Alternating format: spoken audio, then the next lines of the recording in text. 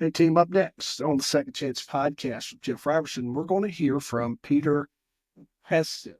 He's coming to us today from Bulgaria. It's just a crazy journey of uh, being what I would probably say is homeless, dealt with drug, a little bit of addiction, and just a journey of this path and walking into where he is now as a fitness coach. It's an amazing journey.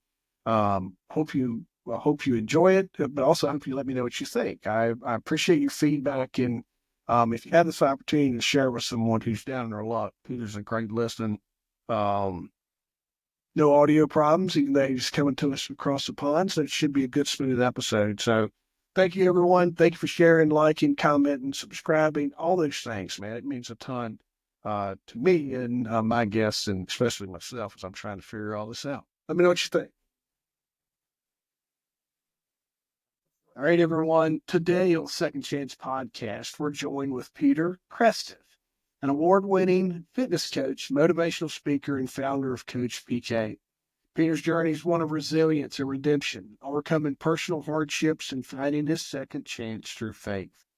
Now he dedicates his life to helping others transform their health and mindset with sustainable strategies for success. Let's dive into this incredible story and the lessons he's learned along the way. I'm excited to learn from you, Petar. How you doing? Hey Jeff, I'm very well. Pleasure to be here. Honored to be your guest. Yeah. This is Bulgaria meets southwestern Virginia today. So I'm excited to talk to you and learn more about what you do. And as a fellow fitness professional, who's someone who is able to attach award-winning fitness coach, and that means a lot. So I'm excited to learn more about that. Sure thing, man. Yeah. But I think what you just reading and learning about you, you mentioned that finding God was a pivotal moment in your life. Can you share the circumstances leading up to that moment and how it changed your perspective? Sure, that's a great question. I hope the sound is loud enough. If you want me Yeah. to up it up a little bit, I can do that probably. Yep. Um, God is the foundation of my life as it is right now, but it wasn't before. Up to the age of 28, I never believed there is somebody responsible for us being here. Or if there was, I knew that I was thinking people have no chance of figuring this out. It didn't make any sense. And to be honest, that kind of was very arrogant from me and probably led me to struggle a lot in my life. And I had a lot of challenges from a young kid at school. I was bullied. Then growing up, I mixed up with the wrong people, doing drugs and living on the streets with the wrong guys. And that escalated, getting into the wrong relationships, and eventually I got into a very bad relationship, which got me to leave the country with only 10 euros in my pocket.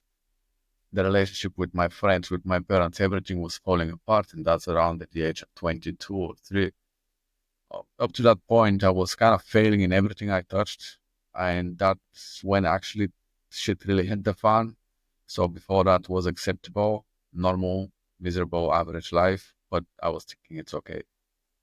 And eventually I left Bulgaria. I went to the UK with the only money I've got. I left all the spare change back to my girlfriend so she can look after herself and her kid. She had a daughter, 2 years old.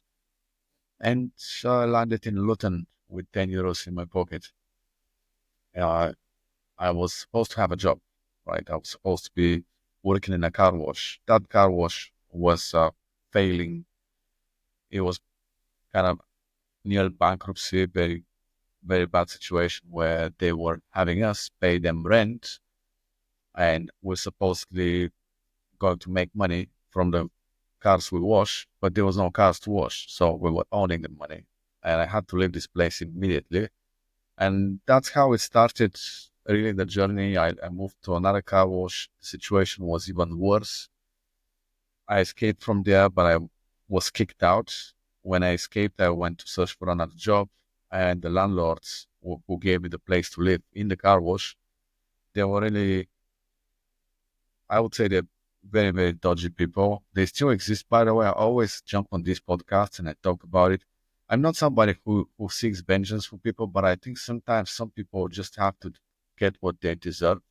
And these people, they're two guys from Kosovo on Leighton Buzzard Road in Hampstead. Their car work still exists, doesn't pay taxes, and treats their people worse than anything that you've seen on TV or wherever.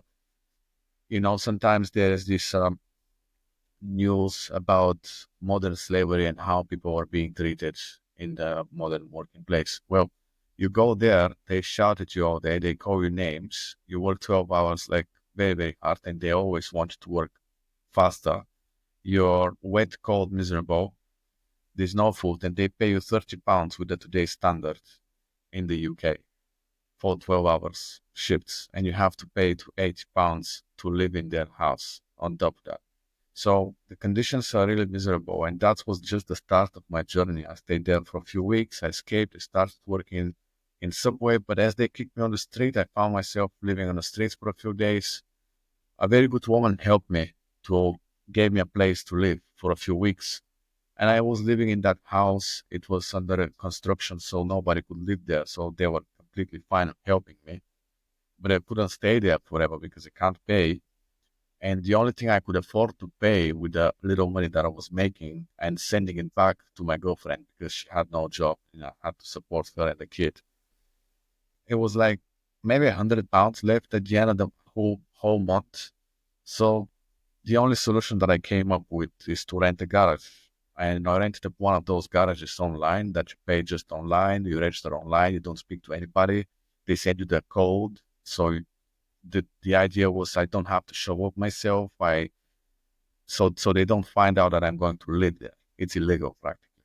It's not supposed to be. It's not livable at all. It's a shelter, and that garage was at the other end of the town, a lock-up garage with those metal rusty doors where you can open it and it makes all sorts of noise. The locker wasn't working, by the way. All spider nets and bricks inside the metal roof. It's just the real thing. And I found myself living in there, and over in the first night it flooded. Second night it flooded even more. And I was just dealing with these kind of problems, and I ended up staying there for 18 months. And in this period, from me stepping into the UK until like maybe 2 years later, I never go back home. I lost connection with all my friends, parents, and everything. And I think that was something very traumatizing. I never knew it's going to be so hard, to be honest. It wasn't that the misery, it wasn't just staying in the garage. These are normal things. I mean, it's okay. It's okay to be on the streets and to have nowhere to live. But feeling that loneliness and having nobody and having lost everything, that sucks. That really sucks. And it was very painful to bear this loneliness. I think that was by far in my life the hardest thing. And then things continued. I stayed in Subway. I was promoted as a manager because I was the hardest working guy in the whole country. There was no doubt about that. Actually, my boss Yeah. told me I was the manager of the biggest and the newest Subway. Then I moved from there to Amazon as a driver, and they gave me a vehicle. It was a big win, me having a vehicle. So I was making these small steps, but still the life was very, very miserable. I wasn't what I wanted to do. At the age of like 16, I said I want to be successful. I want to have money. I want to have freedom. And at that point, I was at the lowest point of all my friends, all my acquaintances, anybody I knew. Nobody's done shit like I'm doing right now. Like that was a clear sign I'm doing it probably the hardest way possible. Very, very wrong way. Anyway, the shit continues. Few years later, I did what I had to do, something that I kept short from this conversation. My girlfriend had a very severe health condition, so I had to look after her and also support her financially so she can fix that. And I did at the end. All this time I was supporting her, um, found all the money for that condition. It cost me everything that I could make with 2 jobs at some point. I was working 2 places, going with the bicycle every day to one place and then to the other. And we're talking like 20 miles cycling every single day just so I can do that. And I took a loan at the end from the UK. And I achieved everything. I bought a car. And on the day we buy the car, she's buying the car. I'm sending her the money to buy the car so we can be together. I can go back and we have a car so we can travel left and right. She's on the same day, she's posting a photo of her and another guy on Facebook. And that was like, I got very angry for like 15 seconds. I called her immediately. She said she's in love with him. And I hung up because I had no words. And maybe 10, 15 seconds later, an excitement started coming up. That relationship was extremely toxic all this period. Very toxic. It doesn't get more toxic than that. And I was just staying there because I want to support her with the kid, and I gave that promise to look after the kid and not let them be separated when we separate. And that was going to be the case if I did anything. So I kind of stick through it so I can do the right thing. And then she left me for somebody, and I was feeling happy because I just did something impossible.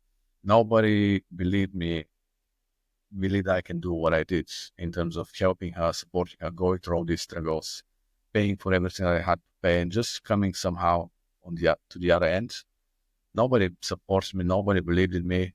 My parents, I didn't even tell them the full story because they were developing health complications, and I just didn't want to stress them out anymore. So practically, it was something that I overachieved based on my own estimate. How much I can do.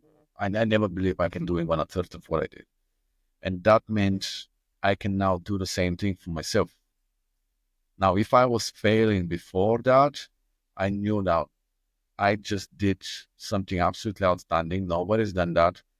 And I can now repeat the whole thing, but for myself. And I don't just have 40 years. I have my whole life ahead. And that's how I'm going to live. That's when I decided this is the way I'm going to live my life moving forward. And I became very unstoppable, purely relentless. There was absolutely nothing that can stop me. And I started started a business with a friend. That business fell apart 2 years later after just picking up because we split ways. He wanted to do something else, and I was very frustrated, and we decided to part ways.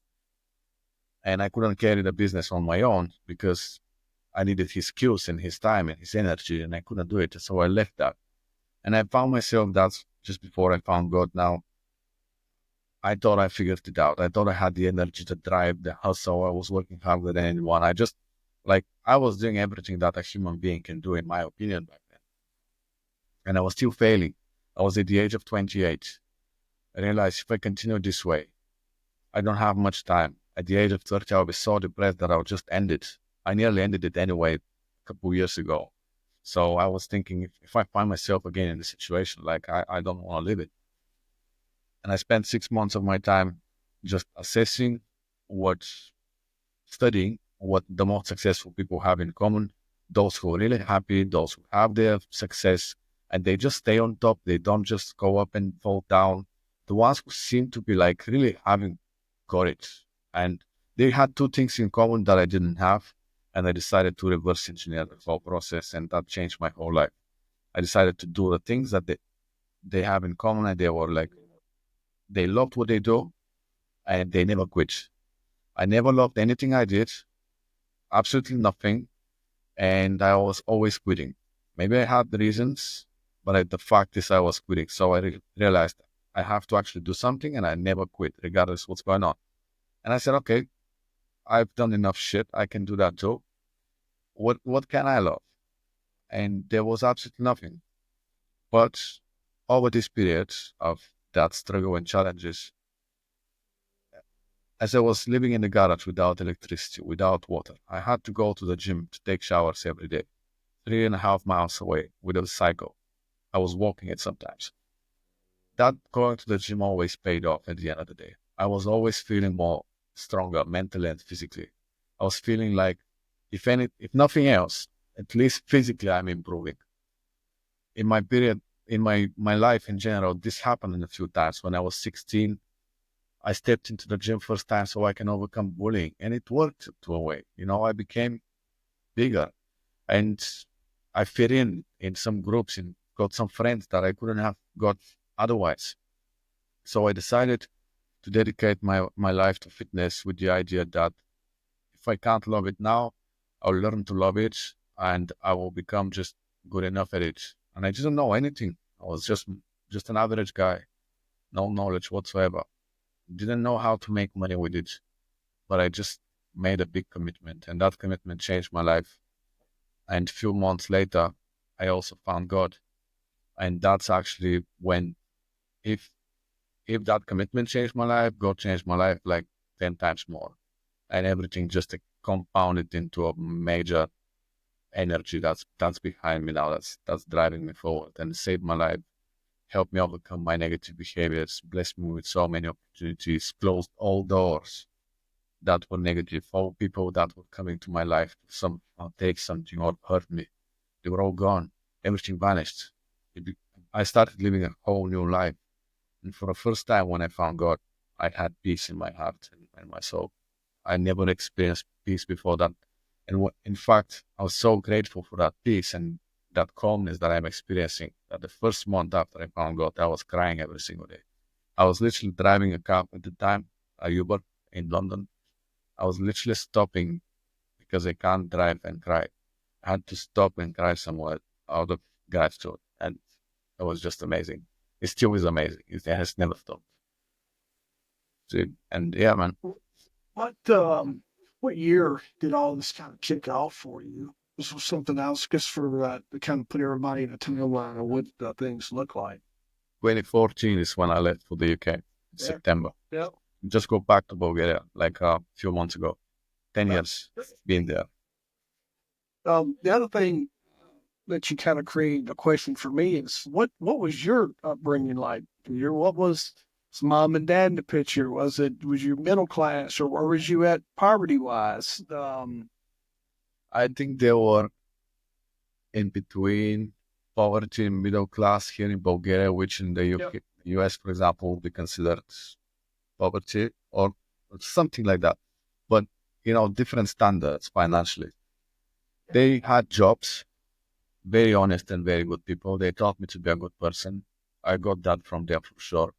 And that helped me make some major decisions when I was young. So it helped me decide that I don't want to be with the guys I was messing up with because we did bad shit. And at some point I started feeling guilty and I realized this is not me. This is not who I want to be. Yeah. There's gotta be a way. And I told them straight, we split ways. I told to a few guys and we're still friends, funny enough, because there was so much respect in between us. My parents were good people. They taught me how to be good, but I never shared with them. I was living alone. They weren't there for me because I wasn't letting them in. I was bullied so much at school that I didn't want to even tell them. Things at school were really bad. I didn't want to go there. Everybody was making fun of me, and I kind of deserved it. I mean, I was funny, but yeah, it was tough, man. My When you childhood was talk about that, um, when you talk about like bullying and overcoming other personal challenges and hardship, those can be very transformative. Well, what would you say are some key lessons that you learned during that journey? And how do they influence your coaching today? it's a good question. One of the key lessons is that your circumstance do not define you and that you're free to choose exactly what you want to be based on a image, on pure imaginative reality. Like you can literally pick a pen and paper or go in Google and start scrolling through photos and images and say, that's how I want to live. That's the kind of people I want to be with. That's the kind of houses I want to have, the cars and the money and the women. It's or the men. You can decide literally what you want, and nothing around you defines you, not your job, your status, your friends, your parents, the place you live in. I believe that's so hard that sometimes people attack me. They might say, when I've been in these public situations and big conversations, they might attack me and say that, what if you live in Africa? And they mention some of these villages where it's super criminal. There's absolutely no internet, no access to the world. There are places like that. I get it. But even in these places, I believe in my heart, if people have the information that I have right now, they will journal when nobody's watching, and they will start making their plans. When they'll start making their moves, they'll start developing themselves physically and mentally. And just one day, man, a door opens and you go through that door and you're a little bit further. And over the period of years, it could be shorter, be longer, but things change. This is what life is. So you can change anything. Nothing defines you. That's the biggest lesson. And I use that to inspire my clients and to show them that, yes, you can do it. And I see in their future, I see what they're capable of, because I know what I'm capable of myself. And I was, as I mentioned, absolute failure. If I can make something out of my life, then anybody. And especially when people come to me with successful businesses, which most of my clients are entrepreneurs, executives, because that's kind of, they have the biggest challenges. They have this busy lifestyle. They have absolutely no idea how to overcome their negative habits, especially at the age of 40 or 50.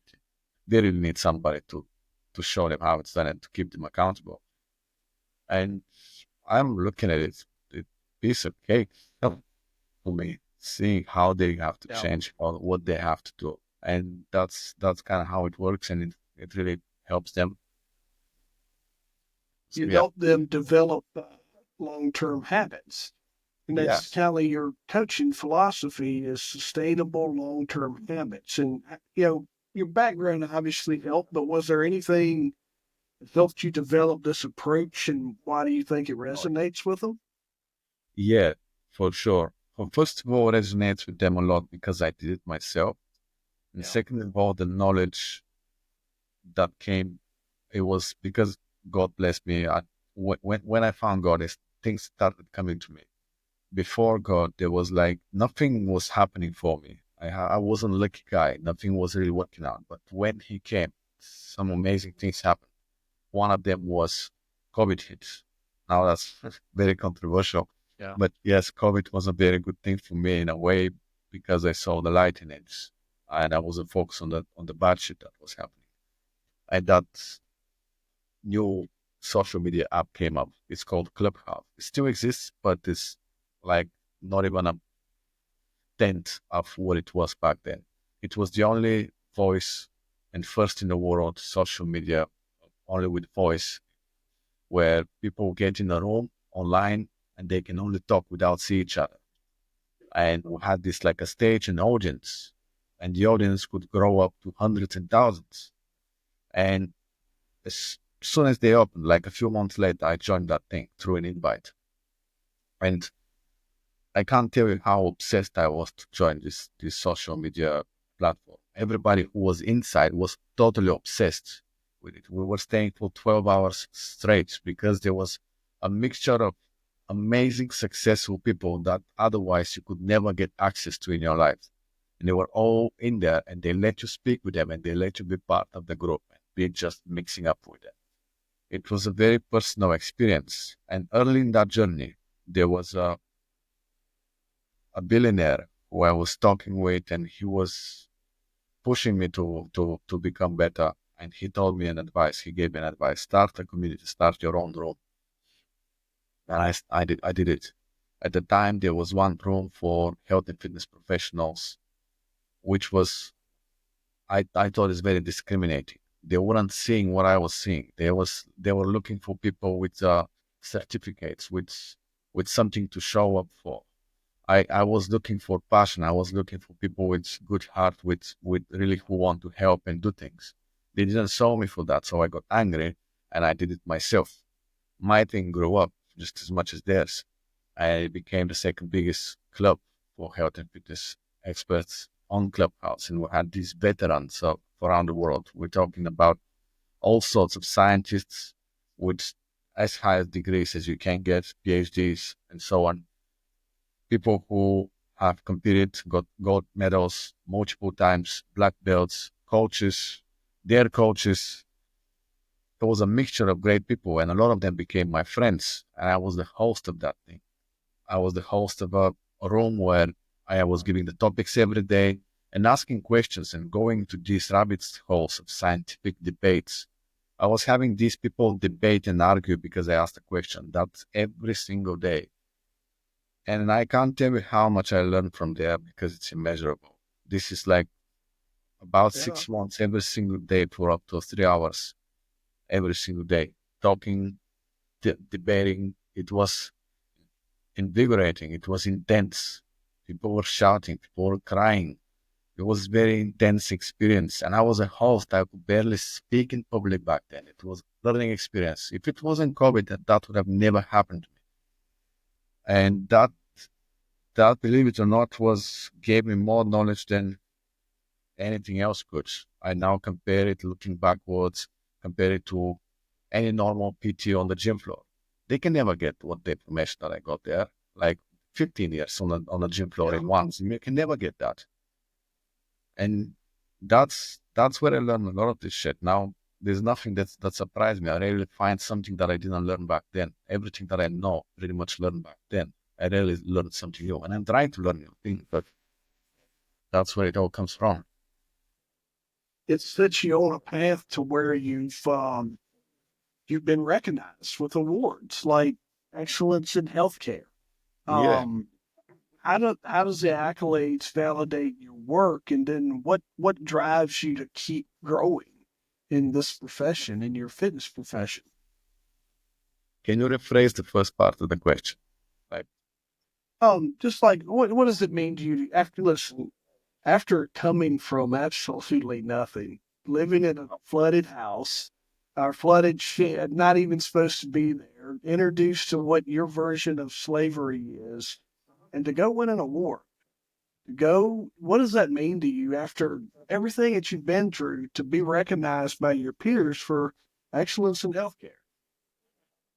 I'm recognized by some great people and institutions that create these awards. And to me, this is kind of justice because besides my passion and really love for what I do and my dedication to help people, I also have a big problem, and we all have in this industry. That industry is so messed up. It's unregulated. The the people who right now get the eyeballs are those who rank up on social media and those who can show up something interesting and entertaining. Entertainment wins nowadays. So the masses don't know what to follow, and they end up following the entertainers who don't have the knowledge, and they lead them in the wrong paths. A lot of the marketing, a lot of the advice sold, even on news, even on TV, very public media, Yeah, is often profit driven. And yeah, when I say profit driven, I'm not saying they use legit and good techniques to drive their profit home. They literally lie people. They sell yeah, wrong advice. They sell lies. And that's everywhere. For me, these awards, they allow me to show that I'm rewarded not for my good looks, not because I competed and I starved myself on the stage to show how lean I can get. I'm awarded for my skills to change people's lives. And that's justice to me. That's now I can go up in these social media channels and or wherever on your podcast, and I can say I have an award for what I do. It's not just because I got jacked and I injected myself with steroids for 6 months straight and I became bigger than everybody. yeah. I actually know what I'm talking about. So that's what the awards are. And I'm very grateful for that. Is that what drives you? Kind of what drives you to keep growing inside of your profession? First of all, my dedication. That wasn't a joke. It wasn't Yes. like dedication until I make it. I literally said until the end of my life. So there is still a very long way to go. That alone can drive me. I also have a sense of responsibility. When I left my country, I always actually the more I stayed away from Bulgaria, the more I felt lost, like I have lost what I had there the more I started developing this resentment and anger towards the people who made it be that way. Why was I supposed to be leaving the country? Why was that the only option for me to sort my life out? Why, when I was growing up, the only example that I got was mafia and gangsters and absolutely nothing else? Why was it like that? And that's the questions I ask. It's not supposed to be like that. And I think somebody in my shoes has perfect opportunity to keep growing and eventually make a change, because I have the drive, have the passion. If I become successful enough and strong enough financially and overall, maybe I can make a change. So that's definitely part of it. And also my kind of duty, or I owe it to God for saving me. He gave me new life. He gave me these blessings, and I'm not gonna waste them. I'm just gonna do the best of it. That's all. Simple. Yeah. Second chances, they always, they tend to involve some kind of faith or resilience. And what we're going to find out is, like, there's listeners right now that are facing their own challenges. What practical steps or mindset shifts would you recommend to help them, folks that are maybe not as in that bad, but let's face facts. I never would have thought that someone would be on my podcast that was, working for almost nothing and living inside of a flood riddled garage, basically, right? For you to come from that is a testament. So we could be speaking to that version of you today. What's some practical steps or mindset shifts that you would recommend to help people seize their second chance? Okay. It's an excellent question. I like the word practical inside, and I'll give practical things. The thing that I believe is the way to handle it. And I still, it's the way I got out of it, the way I continue living, and what helps me succeed. I mentioned earlier that there is nothing defining you. Not your body, your health right now. Maybe if it's a serious condition, might be defining you just a bit. Your relationship, the way you live, your job, your friends. Nothing defines you. So what you need to identify is where you need to get, where you want to get. If you don't know where you want to get and you're in a tough place, you must start with where you want to get. Like, you must start from there, or at least a vague version of where you want to get. Like, it has to be something. And then look at around your life, including in yourself, your own skills, your own abilities, your own habits, your own body, and say, what of these things are a real problem and will be stopping me? What of these things is absolutely going to stop me from getting there? Then put your focus on them things. If it's your body, if it's your health, if it's your business, your work, your job, your location, where you live, separate these into micro goals and start working on all of them at once with simple, small steps. Integrate one action that is going to help you improve in that area every single day in all the areas that require improvement. I had to study, for example, English. Coming to the UK for first time, I couldn't barely speak. The most I could say is how much is this? That was my most complex sentence. I made papers of English words, Bulgarian word on the one side, English word on the other side, and I had a stack of them. When I start repeating them a lot, as I'm walking in the car wash, when I feel a word is like already sunk in and I know it, I add another few and I take out the ones that I learned, and I keep rotating. I had these things. Going to the gym, I knew I'm out of shape. Back in the day, it wasn't that important, but it was still something to keep me fresh and clean and to keep me going physically, to be strong. And I continue living in this way right now. I continue changing. If you see photos of myself before, you would say this guy would never be a fitness coach or anything. He would be nothing but an average guy. I guarantee you that. I, yeah, you can go and check maybe some photos of me online. You need to change yourself. You need to study. You need to do this. You need to take small actions. into becoming better. If you can't sell, if you can't have a new job, then why can't you have a new job? What is missing there? Are you unable to contact people, to make calls, to apply? Are you unable to write a good CV? Learn how to write a good CV. Learn how to reach out to people. Watch some YouTube videos. There's so much information online that's mind-blowing. So you literally have no excuse. The only excuse you have is in you. And I'm saying this in the most friendly and encouraging way. You can do it. You can literally spare 10 minutes of your day and do something. That's the way to get out of any situation in life, practically. I've heard, I framed it as you're the problem and you're the solution. And no one's coming to save you. Those are things that I enjoyed repeating to my clients inside of my gym is nobody's coming to help you. You're going to have to carry your own water. Tell me And that's as a we good wrap thing, by up the here, way. man. Sorry to interrupt. That's a Yeah, good thing. absolutely. Yeah. Carrying stuff, Yeah. your cross, that's a good thing. So, Yeah. yeah, Yeah. go ahead. That's not a negative, right? Just like you said, trying to say it in the nicest way you can. I'm not, it's, I've kind of coined that same type thing. You don't want to be mean about it, but you want to find something that'll drive the point home that don't kind of resonate with people. When Yeah. when they're trying to figure out their own stuff, you forget everybody else has got their own stuff too. But man, I tell you, you know what? I'm going to bookmark your stuff. But is there a particular place you would like for the listeners to go and connect with you, to learn more about you, or to sign up with your program?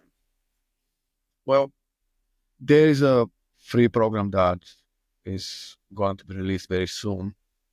To stay in touch with these things, you can follow me on social media, on whichever your preferred channel is. My preferred channels are Instagram and LinkedIn. You can follow me there. If you just search for my name, you'll find them.